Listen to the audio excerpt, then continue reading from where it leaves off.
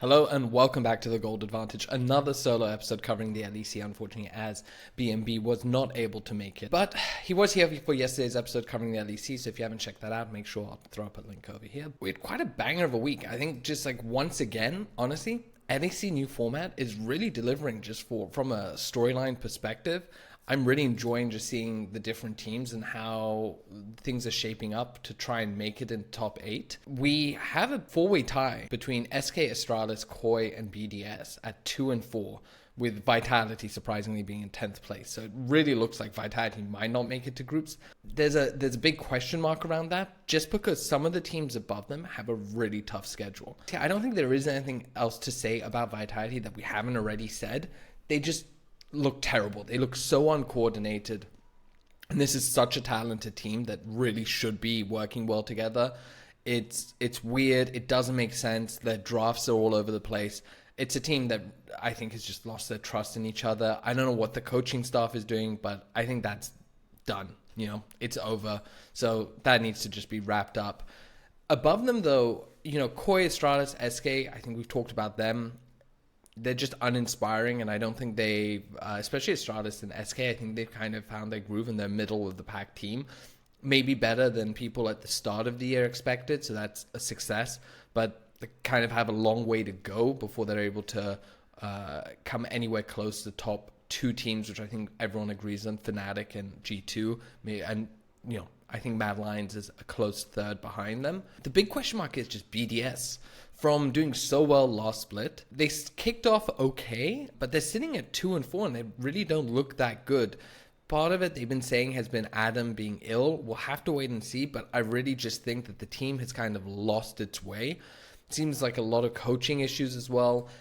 I doubt they're going to make top 4, which is a very sharp decline from making it to finals. And unfortunately, I think this kind of shows that maybe the LEC is really weak this year. And a lot of people have been saying it, and I've been hoping it would get better as we continue on.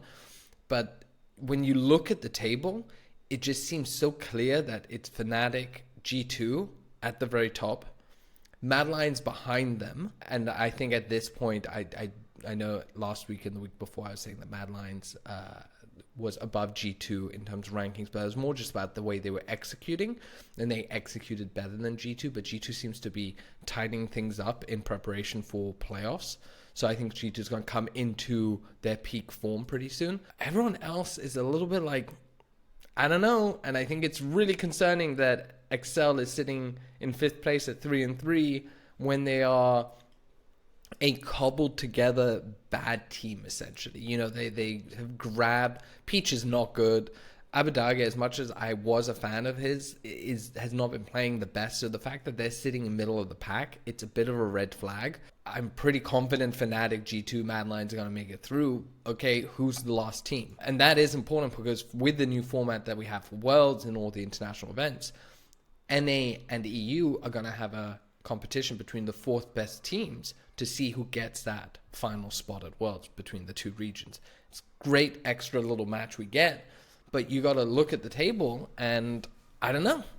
I don't know that I'm that confident in EU at this point in time. Heretics is sitting at 4 and 2. I think they, without a doubt, some real improvements. Flacket has been such a great pickup. Eevee is such a clear liability in the top lane, but Vitheo is looking good with Yankos. So the team is taken a real step in the right direction.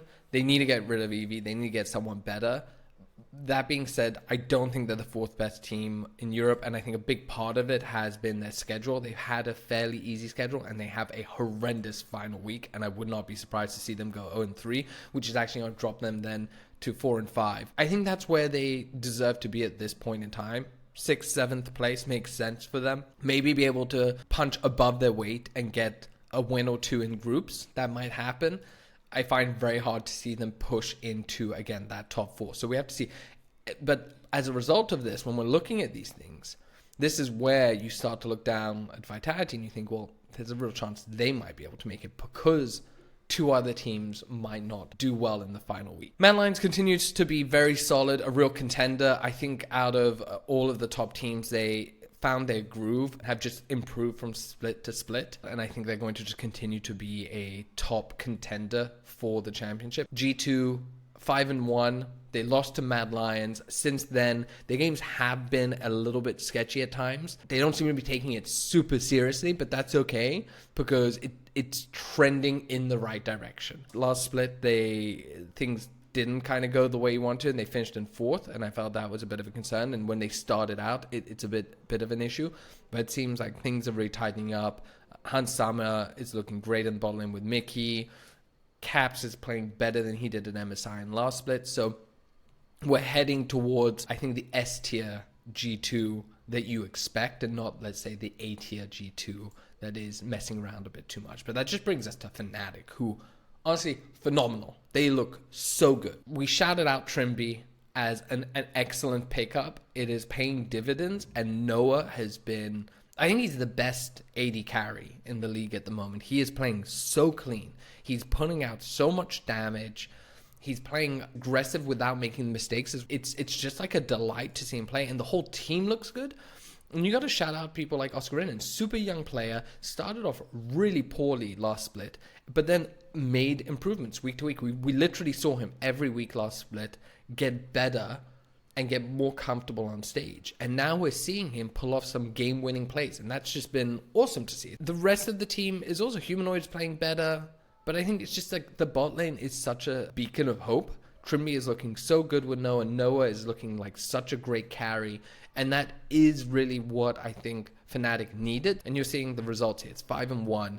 I have no doubt they're going to make playoffs. And I really wouldn't be surprised to see them being the favorites to win it all. Talking about how great FNATIC is looking as a team, I think MVP right now, definitely Noah as the clear favorite. He has had such a clear impact on the team's final results, and as an individual player, he is without a doubt one of the best in his roles, and he's completely revitalized this team. I wouldn't be surprised to see him win MVP. It is incredibly well deserved, and I'm actually super excited to see how FNATIC starts to perform, because this is such a cohesive team with a clear identity, and that I think always gives us the best teams, and especially the best teams that have the potential to do well internationally. So I'm really excited about this roster, which, you know, you would never have expected to say considering the first 2 split results that they had. Now, looking at the weeks ahead, I already said this, Heretics has an insane week ahead of it. They're going up against Mad Lions. On day 2, they're up against FNATIC, and on day 3, they're against G2. It's literally 1, 2, and 3. This could not be harder. And that is going to drop them down to 4 and 5. Now, I think the wins that they've gotten so far means that they're fine, and they basically should be locked in to the group stage, which is great for them. You start to look then at Astralis and SK. Astralis has SK, Excel, and Koi. They should be okay, to be fair. SK is probably going to be their toughest matchup, but essentially things are lining up fairly, you know, it's not too bad there. SK is a bit of a funny one because, honestly, if you look at the individual stats, Irrelevant is still putting out a lot of damage numbers. He's pretty high in the individual stats. So I think the core components are there. I don't know if they need better coaching or if they need if something mentally has gone on there. But they should be playing better than I think that they are. SK have Mad and FNATIC, so that is a tougher schedule. And that actually might be, having those 4 losses has really hurt them. If they go 1 and 2, you get 3 and 6, maybe you can squeak in. It's tricky. Vitality, every game is basically do or die, particularly the ones against Koi and BDS, because they're the 2 teams that are above them. They basically have to beat them to have a chance to tie it up and then go into tiebreak and maybe get through. But the way they're playing, I think they're just dead in the water. BDS also have a really tough schedule. They're FNATIC, they're Mad Lions, and then, like I said, they have a Vitality who is do or die. And the thing with Vitality is I don't think you can ever really count them out, because as poorly as they're playing, if they figure something out, maybe they figure out a team comp, a draft, or someone decides, okay, we're just going to, play front to back, we're not messing around. This is a team that might just get through to groups, even maybe playoffs, just off of the base talent of their players. So it's very hard to kind of discount that. Unfortunately, what this means when we're looking at the matches this week, a lot of the teams that we were hoping for an upset, that's where you get the most value, actually are massive underdogs, and not in a way that you can really believe in them. So, while Heretics has a really tough schedule ahead of them and they have great odds, I just don't trust in them. So despite it being a 2-7 and so on, I'm not really going to bet on it. That being said, I think you need to keep an eye on it because it looks like, well, FNATIC and G2 are locked. Mad Lions might be also, so they might be a bit more experimental. So if we see something weird coming out of them in draft, and you see someone like Heretics getting a great draft, I think it's worth throwing a small amount on it. Day one, we have Astralis versus SK. I think I prefer the SK, but they're the underdogs at a 1.99 over Astralis. But really, this is going to be so draft dependent for me that that's what I'm going to be paying attention to. The Vitality Koi, it's tempting to maybe go Vitality at a 1.78, but I just don't think that's generous enough for them. But I also just don't trust in Koi, who I think has no identity. They keep trying to play a style that is not the classic Koi rogue style that has won them so much, and which is very weird. So we'll have to see where that goes there. But a lot of these bets are just so favored to the favorites that it's just not really worth it. Looking at day two, Excel Astralis. I definitely like the Astralis at a 1.833. I think Excel is overvalued. They basically figured out a draft that worked really well for them. And I think a lot of other teams weren't expecting that kind of very clean front to back Azir style. Definitely going to be figured out this week. Thing where Excel is even or a bit of an underdog, I would take the opponent. So Astralis over Excel, definitely a 1.833. BDS Vitality, again, I mean, I think I'm leading towards BDS, to be honest. So grabbing them at a 2.34, I think is worth going. Going further down, Heretics FNATIC, I don't think FNATIC's stepping off the gas, so I wouldn't touch that match. Kicking it off with BDS Mad Lions, I actually think 3.34, maybe BDS has pulled it together. I would really be looking at the days before, see how they're playing. Are they playing more coordinated? Is Adam looking better? If so, it might be worth taking because I'm not sure that Mad Lions is a 1.29 favorite. That seems like there's a lot of value on BDS there. Definitely prefer Vitality over Excel, just not really on this Excel train. So 1.6 is maybe worth it. Koi and Astralis, I'm going to wait for the draft and see who gets the better draft and just grab that. That basically wraps it up. I don't think SK is going to beat FNATIC, and I don't think Heretics are going to beat G2. So that's basically, it's a pretty boring week in terms of a betting week, but it's a really exciting week in terms of storylines because there is a lot of parity in the league at the moment. I don't think that inspires me to believe in the LEC as a region. FNATIC and G2 just seem to be, and Mad Lions seem to be so much better than everyone else.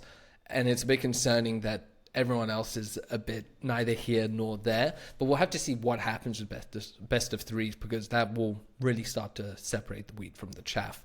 Anyway, thanks for tuning in. Please like, subscribe, all the good stuff. Check out our LCS episode, came out yesterday. And let us know what you think and join the Discord if you're interested in chatting more about some league. Thanks, everyone. Bye.